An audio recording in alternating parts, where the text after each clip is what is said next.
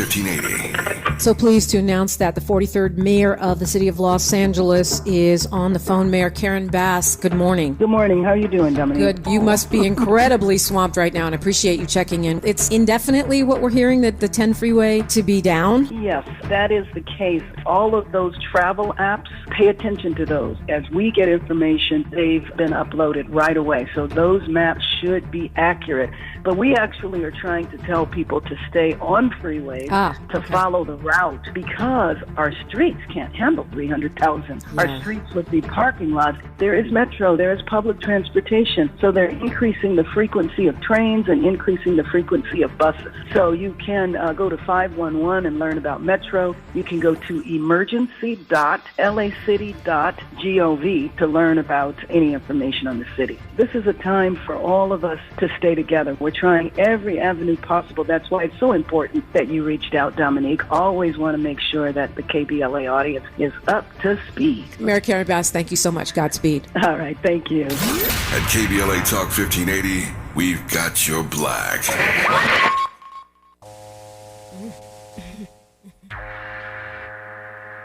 Let me tell you where I grew up at. Sit low, grew up at. Flip, blew up at. Where the fake thugs got their vests chewed up at. Brooklyn beef, who want that? I grew up in the thoroughest borough, BK. Where Big had everybody rocking DK.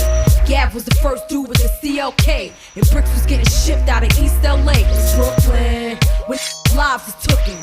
Rich cats got knocked and their wives was cooking. Fort Greene and Hemlock, the fifth bin. We cried when they killed Lennox and Pop and Rock. BK, the home of Biggie and Jay. Got Will Smith chips, get jiggy all day. You were locked into hour 2 of RSVP with Jill Munroe here on KBLA Talk 1580. A little Foxy to bring us in, because we're going to be talking a little Foxy Brown later on in this hour. This, of course, is the show where we hit all the trending topics across entertainment, sports, lifestyle, and culture. I am your host, Jill Munroe. Happy Monday to you. Now, I gave you a little bit of the rundown of what we're going to be getting into in hour 2. So first up. Now, remember, also, if at any point you want to call in, 800-920-1580. Follow us on social media.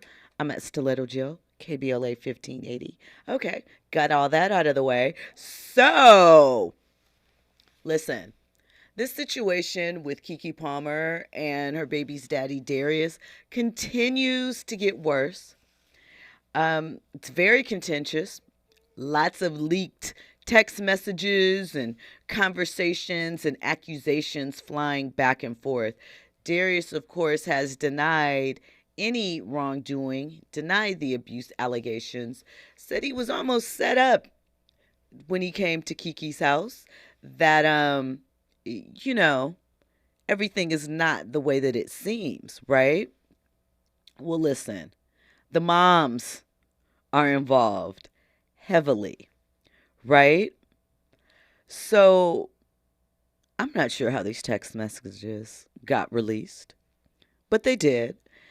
And if they were from Darius's side of the family, I think that in their mind, right? In their mind, they believe that this is helpful and that it is causing a bad light on Keke and her mom. I don't really think that's the case. I really think that they should stop trying to help, because they're making it worse. They really are. Really quick before I jump into that, Tony Yayo in the chat says, random question. Has anyone watched BET's Family Business, trying to decide whether to stream it? Well, what I can tell you is I have watched it. I'm not sure what season. I haven't watched all seasons. If you like Carl Weber, he has written several books, had some books turned into TV shows. It has, if you are a Power fan, it's not like Power, but, it is in the vein idea of those type of crime drama shows. Might be worth your time. I heard some of the storylines and some of the seasons are extra juicy. Certainly features actors that you might be interested in. So there is my quick review for you, Tony, as a TV and film critic. So boom, there you go. Okay, so back to Miss Sharon, which is Kiki's mother, and her conversation with Darius's mother.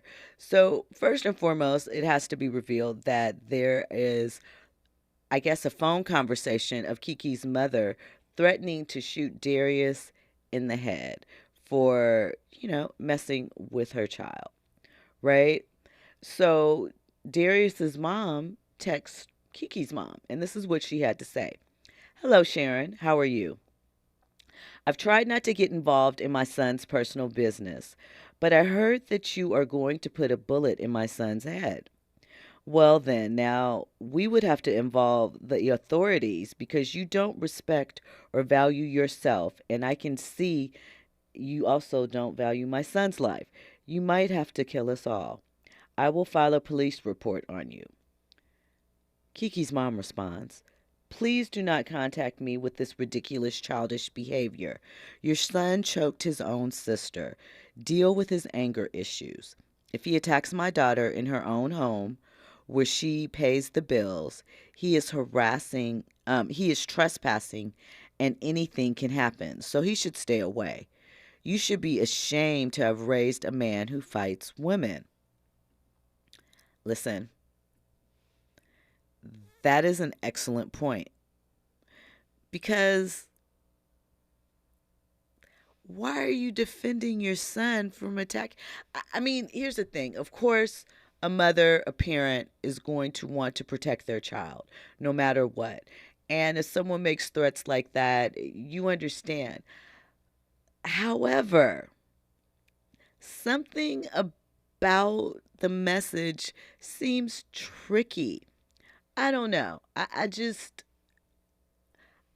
would not want to be the mother that is defending my son and he is being physical with a young lady.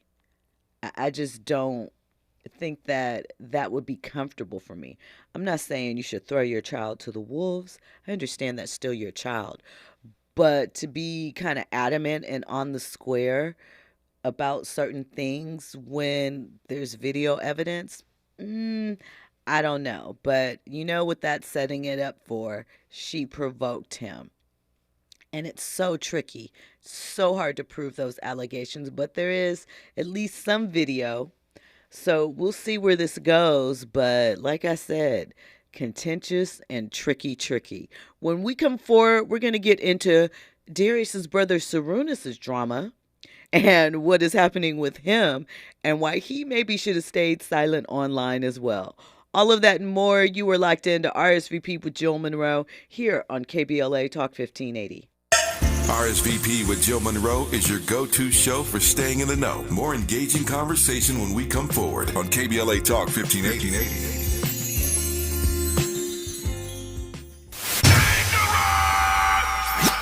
Environmental justice, pollution, and climate. In Los Angeles and across America, people of color are suffering and dying from disproportionate health impacts on a planet that has less than 10 years to prevent irreversible damage. Heat illnesses, respiratory illnesses, water-related illnesses, food system impacts, insect-related diseases, black maternal health, and mental health effects. As the impacts of climate change mount, millions of vulnerable people, our people, are going to bear the brunt of these extreme environmental events, which will likely lead to forced displacement, loss of cultural identity, and other related risks. These realities are as real as rain. Stay tuned to KBLA Talk 1580 for more details about the most progressive multimedia and live events campaign any black media outlet has ever undertaken to combat the climate catastrophe. Experts, events, empowerment. It's all on the way from unapologetically progressive KBLA Talk 1580. We don't black down. We level up. Level up, level up, level up, level up, level up, level up, level up, level up, level up, level up, level up, level up, level up, level up, level up. KBLA Talk 1580. We've got a lot to talk about. Hi, Maisha Cairo here, KBLA, live at Chase Bank on Crenshaw and Vernon for the In This Together tour with female business owners, a day of empowerment, community panels, and best of all, tips on building business from marketing to capital. I was able to speak with one of the panelists, the owner of Kids Love. Take a listen.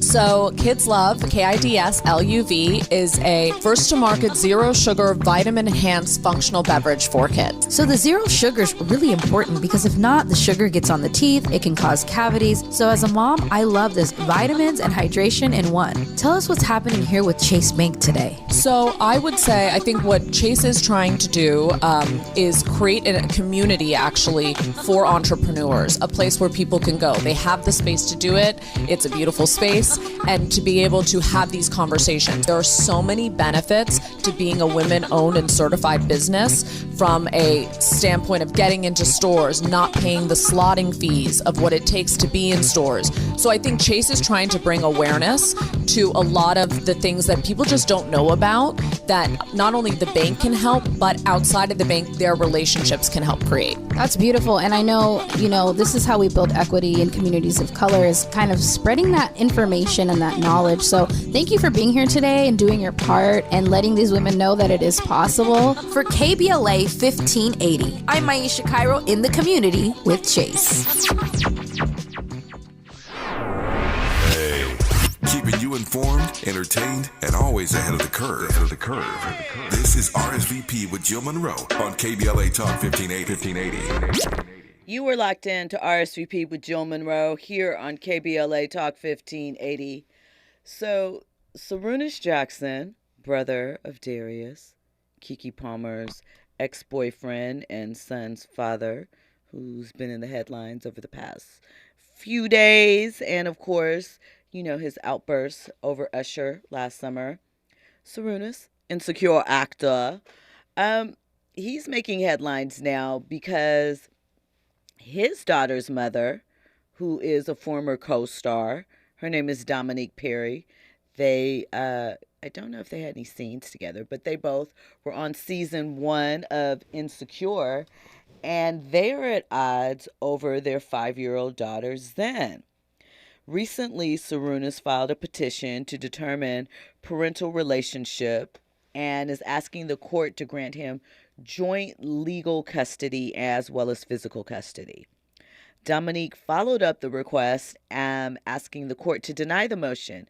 She said that she has always co-parented with Jackson and that he hasn't been the easiest, but she's maintained an equal playing field for each party involved. She said, despite the emotional volatility and intimidation that Sarunas has directed towards me, I've been committed to fostering a positive co-parenting relationship with him because I know that is in Zen's best interest. She also said Sarunas has never been denied the opportunity to be involved in our daughter's life in any capacity he desired. Right? Jackson's claim that Zen has been living in California, which is, I believe where he resides as well. But he said that Perry is making plans to make Texas their actual home.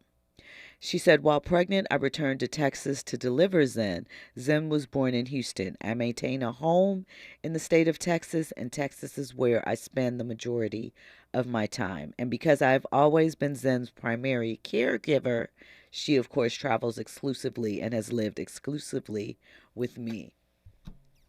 So here's the thing. When all of this first came out, Dominique also, Tasha was her character on Insecure, spoke out about, in sort of coded language, that she could relate to what Keke was going through with Darius and that something of a similar situation had gone on with her. But for the benefit of her professional career, she chose to stay silent, but that the truth will come out eventually. So we'll have to see what happens. But again, if Sarunas hadn't been so quick to jump in, and I know it's defending family, but some things you just kind of have to stay out of the mix, especially when, for whatever reason, whenever their side seems to add to it in defense of, it has them coming out looking a little more worse for the wear. At any rate, of course, we have more to get into. Tony Yayo in the chat says Kiki's agent or manager should keep the leaks from the blogs, etc. She still needs to book gigs. Of course she does. And I mean, Kiki, I don't think at this moment it is looking like Kiki has done anything wrong where this should impact her. It's not really her side. You know, now who's leaking what to who? That's hard to say. But, you know, anything can happen. Sometimes friends turn into foes, so you never know where the leaks are coming from. Just got to move a little more smart, right? So listen, that's not the only family drama that we are discussing tonight. I mentioned Coily Ray. So she and her dad have a rather complicated relationship. He says that, you know, he was always in her life when he and her mother broke up. I think he said she was about 9. So from 9 to 16, she spent about half the year living with him, including her 2 brothers, which are not his children. He said he took them in and took care of them too. But he feels as though the industry is using her to get at him because he's had some rocky relationships over the years. And he thinks that they are turning her against him and that they are being manipulative in some of the conversations that they are having with her in interviews and just how she's being handled across the industry. So let's take a listen to hear what he has to say. In the black community, all the fathers ain't around. So you know what? Act like he ain't around and believe me, you're going to get all the support you want. But it's backfiring. People can see through that now. People could see through it. Like I was there for my daughter. I was there for my daughter's 2 older brothers who wasn't mine with their mother, by 2 other from Boston who were well able-bodied and could have sent money and never sent. I'm proud to do that. Even when I didn't have the money, I was hustling. You know, Coy's mother never worked a day in her life when she was with me. A day in the 10, 12 years, never. Like, come on, man. Like, I don't want to be painted as some deadbeat dad when that's nowhere near the case. Nah, I don't think you a deadbeat dad at all. I just think Coy is just going to have to learn the hard way, and regardless of how she learns this, you're going to have to pick her up. And you're going to have to stay out of jail. So listen, the commentary being added was that statement was from a live Benzino did with Tasha K. Yeah, we'll get into a little bit of, not about that live, but something else with Tasha K if there's time later on. But he basically says that he's been a father and that people don't want to see a black father standing up for their child.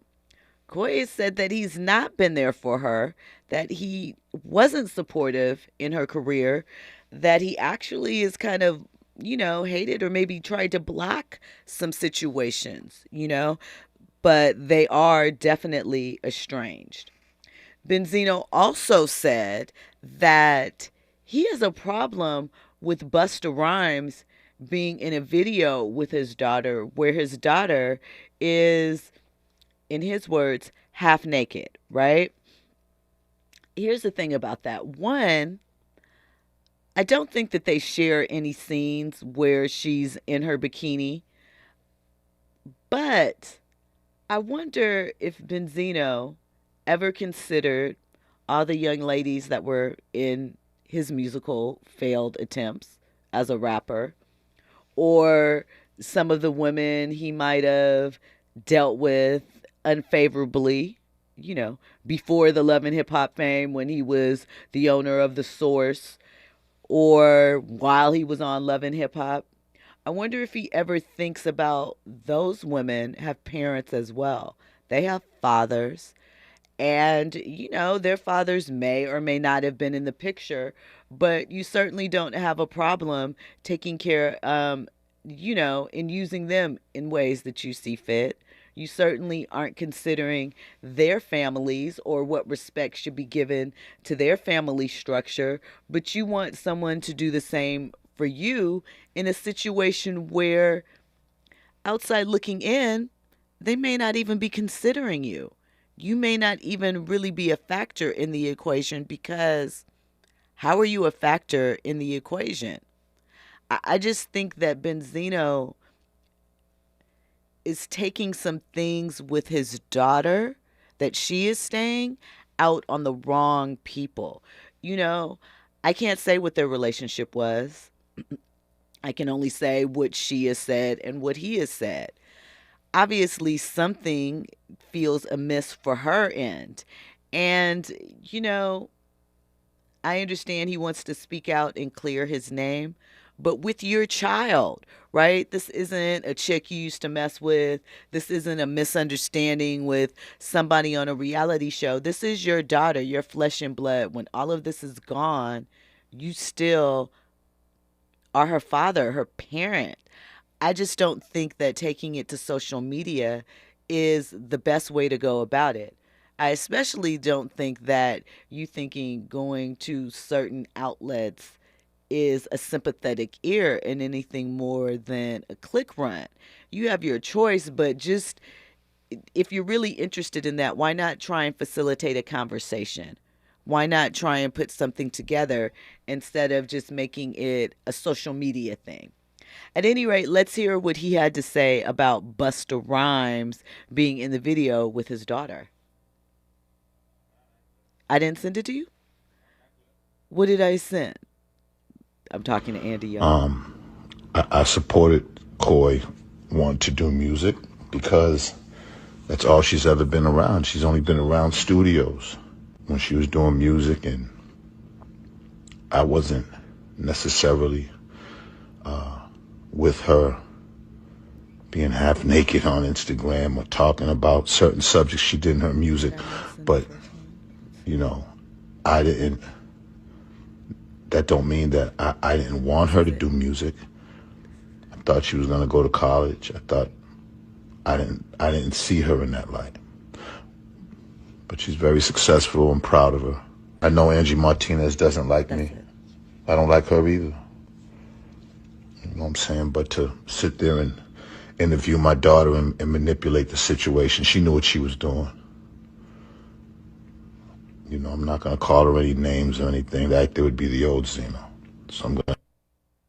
So I actually sent the wrong clip. Sorry, Andy. But that one was about Angie Martinez. And basically he says, you know, the industry's out to get him. He feels that because he and Angie had a bad relationship in the 90s when she was a radio DJ. And again, he was at the source. And, you know, there were some allegations about his behavior and how he moved back then, that she is trying to get revenge on him by interviewing his daughter and manipulating his daughter to respond in a certain way. I don't know, Benzino. I think you got to talk to your daughter. I think you have to have a real life conversation about your daughter. I think you have to really listen to some of the things that she has said. And whether you feel that someone is manipulating her or putting things in her head, why do they have the space to do so?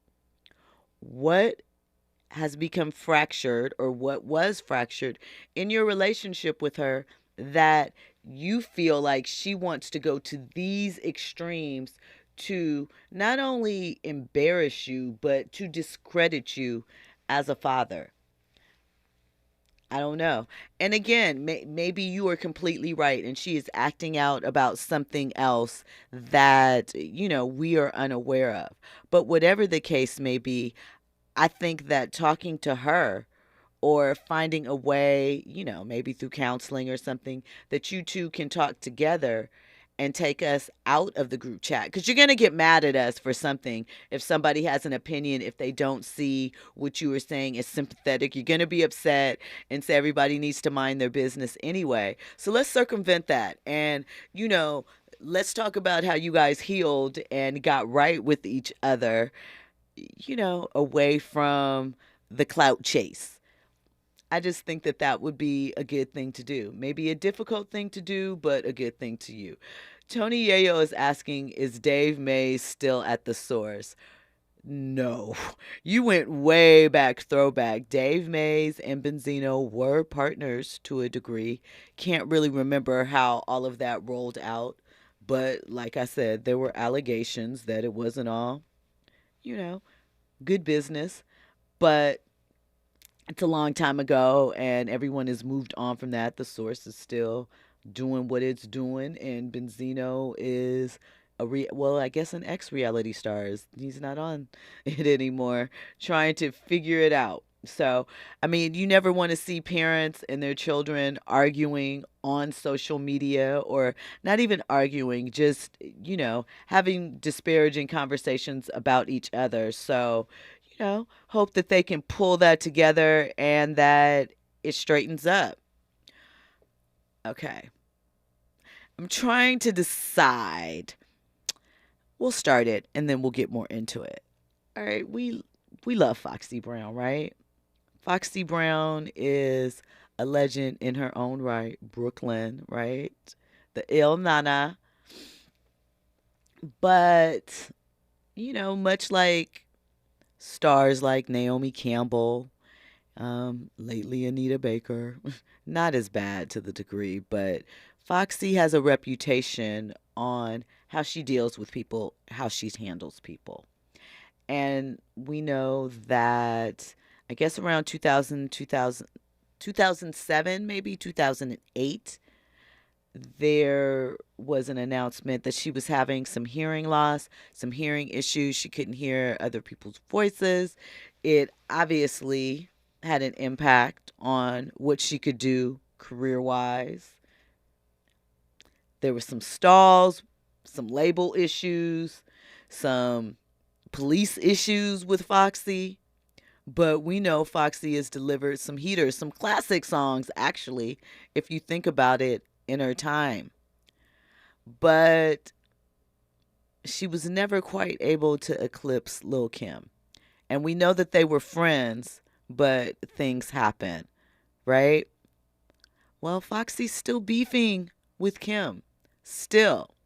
So when we come forward, we're going to break down to you what Foxy did over the weekend and what her beef is with Kim, how it slid to involve another media personality, and we're going to break down Foxy's career and figure out, does she have a point? Is Foxy overlooked? Do we, just because of health issues, that we don't get to see Foxy like we do some of our others, that we are forgetting about her and her status as far as the hip-hop game goes? We're going to get into that on the other side. You are locked into RSVP with Jill Munroe here on KBLA Talk 1580. News and Sports is up next. See how the same Marxists carrying cons. Rock Coogee and Dolce Gabbans. The women, they make a living just carrying bombs. We pop corks a little bit, we floss a little bit. In the club, buying out Chris Ports a little bit. I told y'all that my borough was thorough. I know that I clap you up and bury the metal. Same day, still in the hood. We so ghetto. Trending topics and the hottest happenings. You're listening to RSVP with Jill Munroe on KBLA Talk 1580.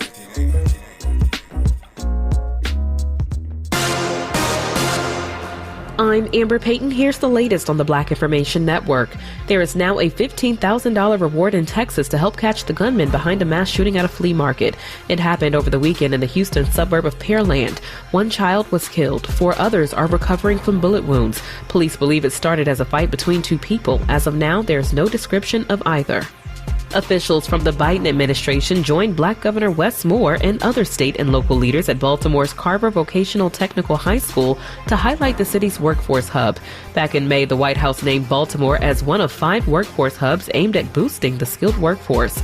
The administration has announced nearly $10 billion in infrastructure projects for Maryland, including the replacement of the 150-year-old Baltimore and Potomac Tunnel.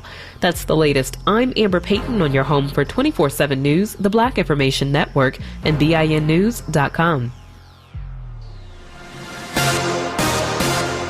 Need an accident attorney by your side? All you got to do go. It's called the Accident Guys. Injured in a car accident or at work? The Accident Guys have helped over 5,000 injured clients with an impressive winning record. KBLA Talk 1580 invites you to join us in celebrating the season of giving by being part of the solution. As we enjoy great food, family, warmth, and well wishes in whatever our festive tradition may be, we share the beauty of the season by reaching out to the less fortunate. Please help us to help others with the KBLA Cover the Houseless Cozy Community Coat and Blanket Drive. All you have to do is drop off new or clean, gently used winter coats and blankets in the KBLA lobby during business hours, now through December 20th. All of the coats and blankets will be donated to unsheltered individuals and families experiencing houselessness. Simply bring your donation to 4434 Crenshaw Boulevard in Los Angeles, near Vernon Avenue, from 9 a.m. to 5 p.m. weekdays. That's 4434 Crenshaw in historic Leimert Park. During the holidays and every day, let's remember, we keep us safe. We keep us warm. We are the safety net, and together we can cover the unsheltered. Get caught up in the spirit of the season, the spirit of love. Make a difference with your friends at KBLA Talk 1580.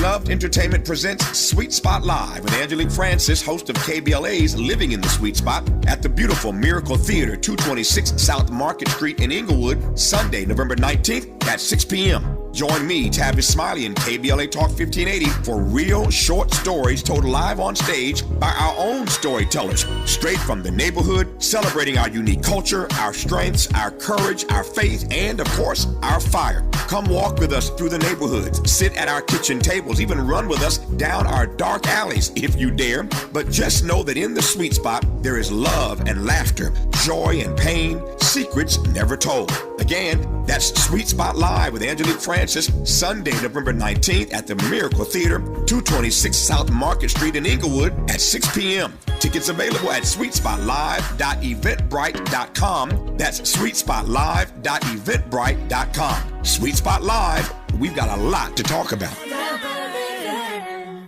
November is National Runaway Prevention and Homeless Youth Awareness Month, and the Sanctuary of Hope is shining a light on the situations that cause youth to run away or face a housing crisis. In LA County, nearly 3,000 youth are homeless on the streets each night. All month long, the Sanctuary of Hope will lead activities throughout LA County to inform and mobilize calls for action, and you can help. For more info, go to www.thesoh.org. That's www.thesoh.org.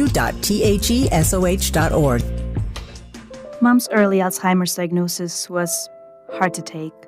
And when I left the oven on, we decided together that it was time to see a doctor and make a plan. Early detection gave us more time to seek out information and support as a family. If you or your family are noticing changes, it could be Alzheimer's. Talk about seeing a doctor together. For more information, visit alz.org/time to talk. A message from the Alzheimer's Association and the Ad Council. Your floors can go from clean to dirty fast. From juice spills, whoops, to muddy paw prints, to little sticky finger marks. Good thing your Swiffer WetJet works fast too. Swiffer WetJet easily cleans everyday messes as quick as they happen. The next mess is right around the corner. So grab your Swiffer WetJet and just spray, push, all clean. We're unapologetically progressive. KBLA Talk 1580. Curating the most compelling stories and delivering them straight to your ears. You're listening to RSVP with Jill Munroe on KBLA Talk 1580.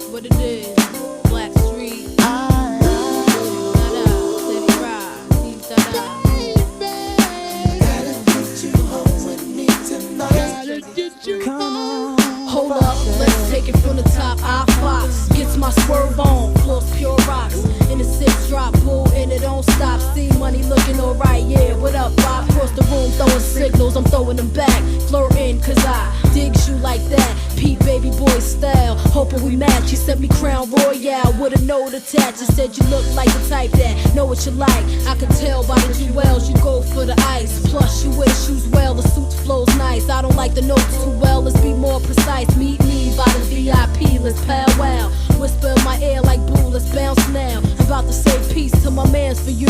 When it's all said and done, I got plans for you. He said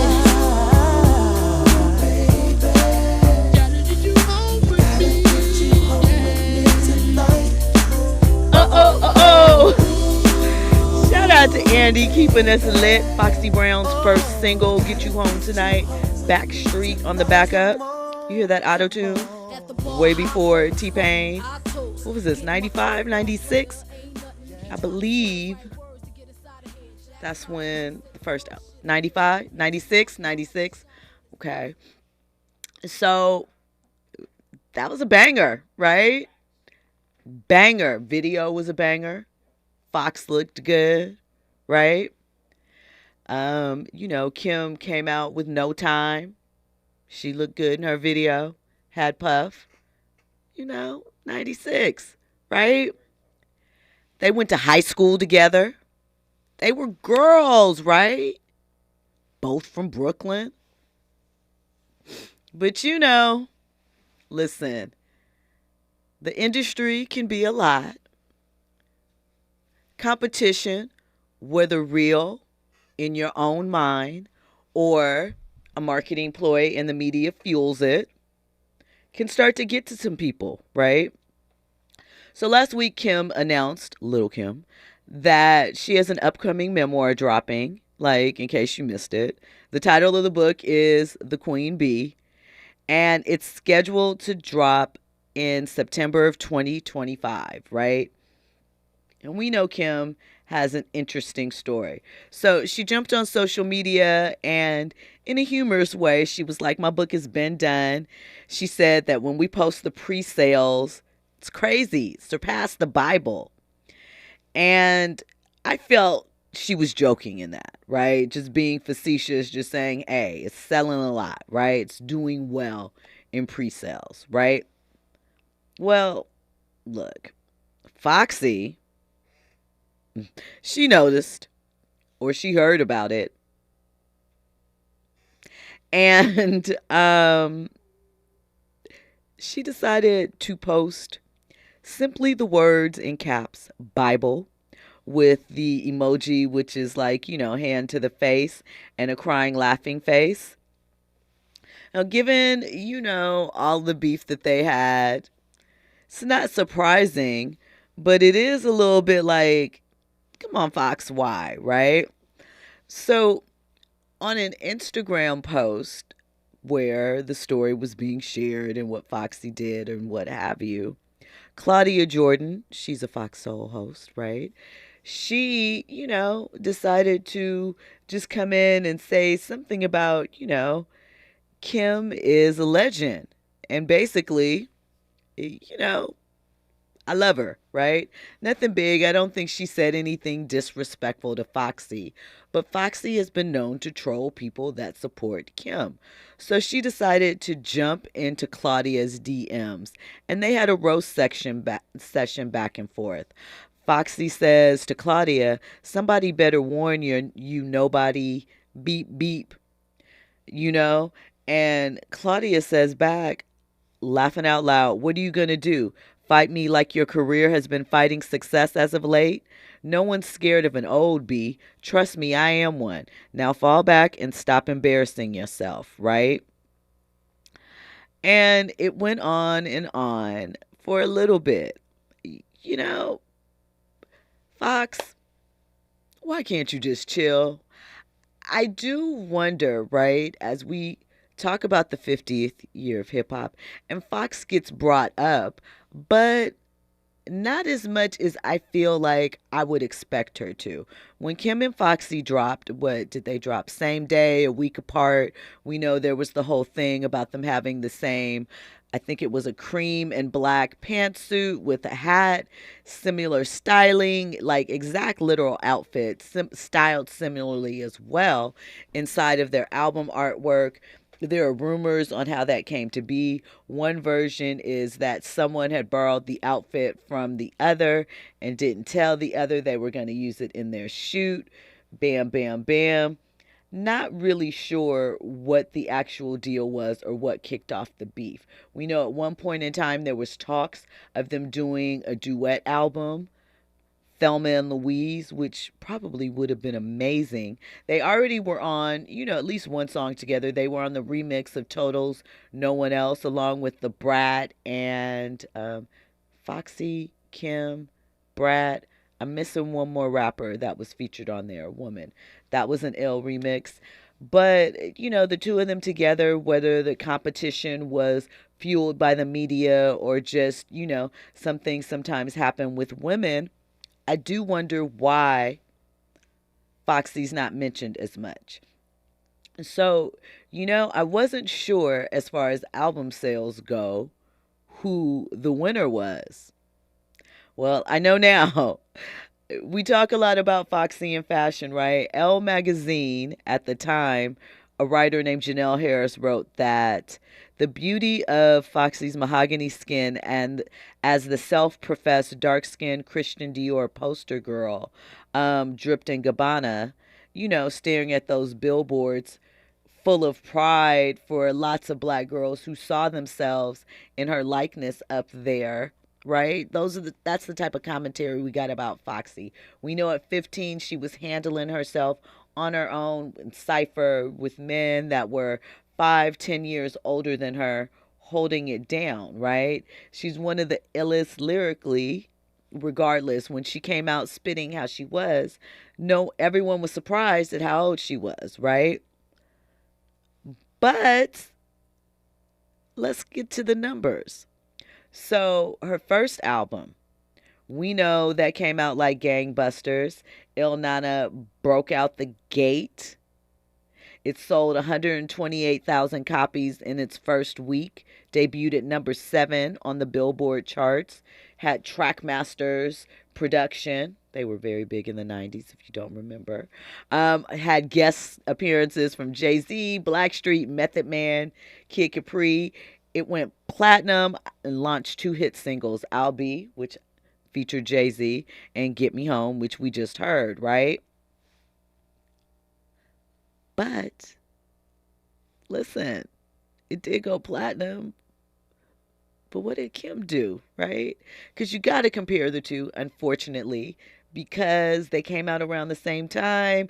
They're both from Brooklyn, yada, yada, yada. They went to high school together, all of that. So while Kim, she dropped, right? Il Nana only went 1 million platinum, as I said. Kim's Hardcore, not at the time, but eventually, has sold 6 million copies to date, right? 4 million away from a diamond status. I mean, granted, 4 million is 4 million, but 6 is closer than 1. So, album number 1, out the gate, Kim lapped her. Then we know the things that happened with the beef between the crews, and in February of 2001, Kim and her entourage ran into rapper Capone, who's a good friend and collaborator of Foxy, outside Hot 97. We know an argument ensued. Shots were fired. Kim served a year in prison in 2005 for, lying about her crew's role in the alleged incident, right? But also, during the time frame when it was Foxy and Kim, right, really as the front of the female rappers, Eve came later. 98, Kim became the first and only rapper to collaborate with fashion brand Candies, who were on the upswing at the time. In 2000, she signed her deal with Iceberg. We know she was besties with Donatella, who featured her in several fashion campaigns.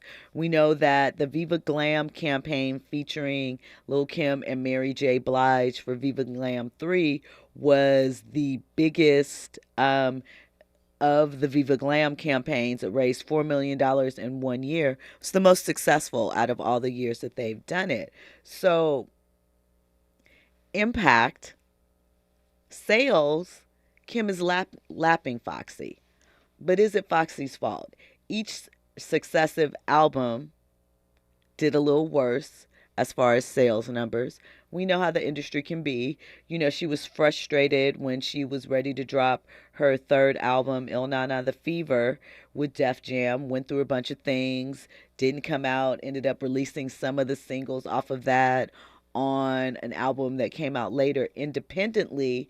But Foxy has largely been off the scene, you know, since the late 2010s, 2012s. You know, she popped up on a song with Nicki. She popped up on a song with a couple of other people, but no new music. We've heard new music is coming, and we haven't seen her.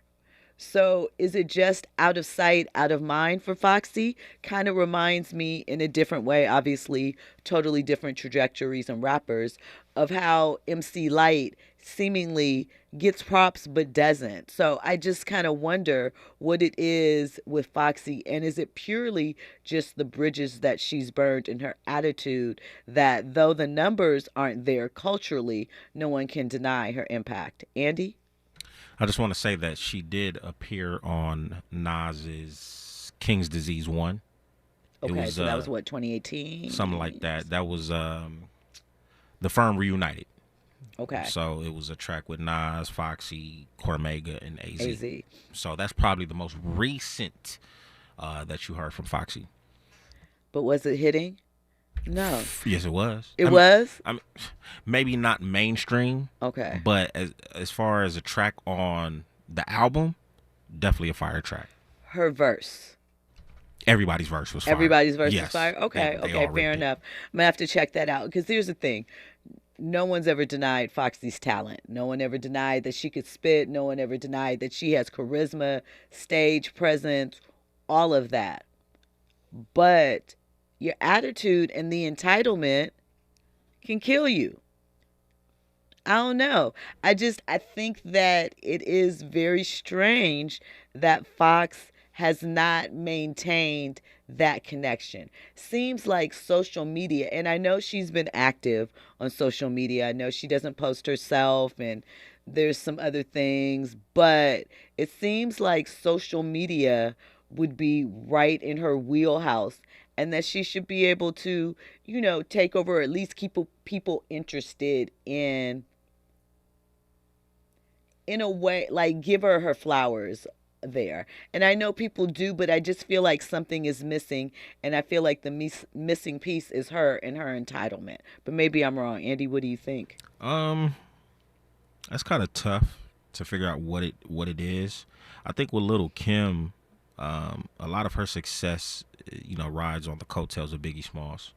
But Foxy was surrounded by some powerful men. The Crew, Jay-Z, Nas bigged her up. No, you don't think it's the same thing? I don't think it's the same thing. Even though, yeah, she had records with Jay and all them, and even though she was a part of the Firm with Nas, I think Biggie being who he is, you know what I mean, as big as he was as an artist, it just, you know, it blew up Lil Kim as opposed to Foxy. But at the same time, I feel like they were neck and neck, and that Foxy at the pulled time. her. Yeah, but I think as things went forward, I think people still love Foxy, but it seemed like thing after thing after thing, right, with drama, and kind of turned people off. You know, this was in the mid to late 2000s. We're a much different society right now, and I think that, you know, maybe her antics would be more applauded now. I know that seems strange.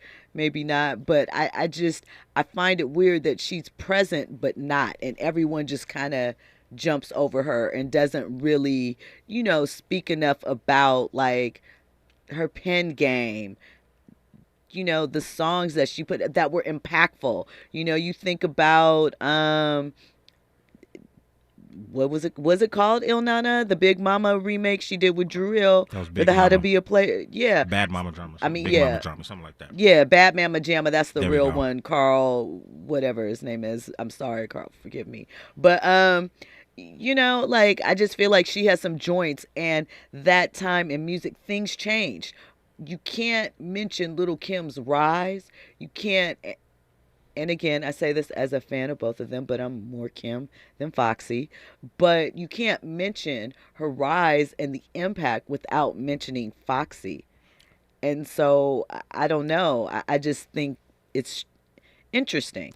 So is the question about her current relevancy, or what is it? It's why she has, I mean, this is the 50th year of hip hop, right? Mm-hmm. And I know, something's going on, so we know kind of why we haven't seen her perform per se. But even in all of these performances and things that they're doing, there hasn't been a Foxy set, right? There hasn't been a highlight Foxy moment. And I just feel like what she contributed to hip hop, especially at the time, especially what she represented, it seems strange to me given the year that we're in. You can say that about a lot of female MCs. Low key. I'm a huge Eve advocate. Right. And Eve's name really don't get mentioned that much. True. Especially with this, 50-year anniversary. Anytime you mention Lil Kim, you mention Foxy Brown. But see, here's the thing with Eve where I think it's different, and I kind of mentioned when Eve came along, of course she was doing her thing, and even as popular as she was, obviously she had a sitcom. She was a producer on that, I loved Eve. Still wanted, to see what the end result was for Shelly. But and we aren't even going to talk about the fact that they named the show Eve, right, but named her character Shelly. I know, I get it. You don't want your, Issa Rae talked about that. You may not necessarily want your character's name to be your name, but then name the show something else. I don't know. But anyway, shout out to T.O. Moss in the chat. Carlton. She's a bad mama jamma, 1981. Yep. Bop for real. I just think that it's strange that nobody, I know AZ recently came out and posted a photo of he and her daughter on Instagram. He always speaks positively of her. And I know that to your point, there are a lot of hip hop artists, rappers, women, and I'm sorry because I realized I cut you off about Eve, that, may not be in the thing, but I think even Eve is different from Foxy and Kim. And yeah, we bring up Foxy, but I don't think she gets flowers, or it's just kind of like an offhanded thing. It's not really anything about her career, about even if you think about it, not that she was the first, but you think about the songs that she did, like Oh Yeah is one of my favorite joints, right? That is like, anytime you want to see me get hype, turn that on. I rock that forever. The beat, the bass, like you just feel like, you in a backyard, Jamaica underground thing. It goes, right? We don't hear about that song a lot. We should. I feel like I just feel like she just kind of gets skimmed over, and she was really impactful. And even if you look at the numbers when she came out, right, though she didn't chart higher or things like that, those are serious numbers. Shannon Thompson in the chat says Foxy had 2 albums? She had 3. I don't know if you can really count that third album. Il Nana and Black China were the ones. Silence. Huh? And Broken Silence, yeah. Broken Silence, that's the third. Those were my ones. So Black Roses, it wasn't commercially successful. I know people felt like it had some joints on there, but, I don't know. But let's be real. Outside of Lil Kim and Nicki Minaj, what female MC gets talked about the most? Latifah, Missy Elliott. Missy Elliott is the first female rapper in the Rock and Roll Hall of Fame. Do they really still talk about Queen Latifah like that? I think, and I said this last week, I can't remember what the topic was. I think when you refer to Latifah, people refer to her as an actress at this point. So, I'm not in that, but I obviously Latifah was impactful, but I feel like Latifah's impact, obviously she made an impact in music, but her impact was for the culture in acting, what Living Single meant, what she was able to do coming for, All Hail the Queen, and those early singles to being this film star and, you know, in things like Chicago, full-blown Broadway musicals.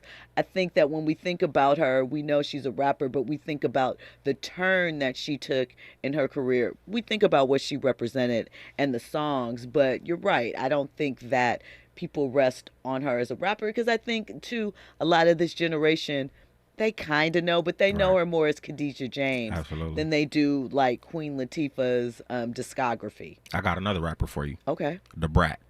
I mean, The Brat is the first female rapper to go platinum, right? But here's the thing. I think The Brat but she is also very different from a Kim and Foxy because she didn't use her sexuality, right? She was like, in design, in presentation, she was like one of the boys. And I don't say that, Female Snoop. A female Snoop. She was like your tomboy. You know what I mean? Like, some people may have questioned her, you know, sexuality at that time. But the tomboy aesthetic was very much alive and well in the 90s for a lot of female groups. You think about TLC, you think about Aaliyah, you know, you think about The Brat. You even think about SWV and how they used to dress, or Mary on the What's the 411 album. It very much was round the way girl, home girl. And so I think The Brat gets her props, especially as close as she was to JD. But I don't think Brat was as transformative as Foxy and Kim. As far as women in pop. No. What? Wasn't she the first female I MC just to said go? that. She was the first female rapper to go platinum. Skills, I'm not saying anything like that, but I'm talking about the aesthetic of hip hop, right? And what they and kind of subject matter and sort of flipping that, you know, female player persona, you know, HOE as another target, whereas, you know, not being the recipient of it, but taking, you know, female empowerment ownership, if we want to have that conversation from a different perspective, you know. Foxy and Kim did that. They came out busting with their sexuality and were owning it. And, you know, like a lot of times when you think about Rage or The Brat, for lack of better terms, and you think about the gangster aspects of them, they were like the hood home girl. They weren't like the sexy girl, you know, spitting this in designer wear. So it was different. When we come forward, we'll have more on this topic. We are also going to get into a very exciting conversation that Candy and Todd had about married men and what time should they be home from the club. We're going to get into that. We have some single girl envy topics. And, you know, if we have time, Zendaya and what he feels he did to women and how he is apologizing. All of that and more on the other side. You are locked in to RSVP with Jill Munroe here on KBLA Talk 1580.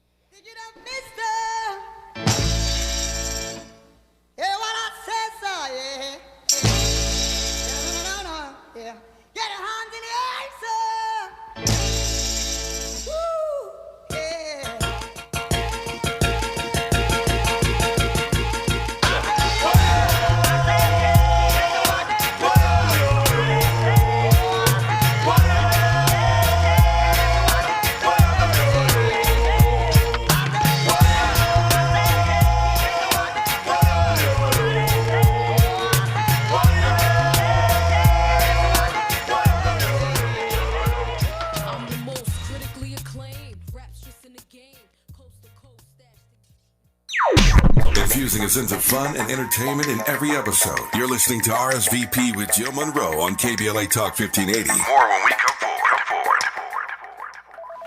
forward. Hello? Man, where are you? I thought you were coming. I can't. I'm in bed with the flu. The flu? Whoa. Grandma's about to crowd surf. Man, I'll call you back. Don't get stuck at home with the flu. A flu shot is safe, effective, and you can get it at the same time as your COVID-19 vaccine. A flu shot is the best way to prevent the flu and its potentially serious complications. Don't get flu FOMO. Learn more at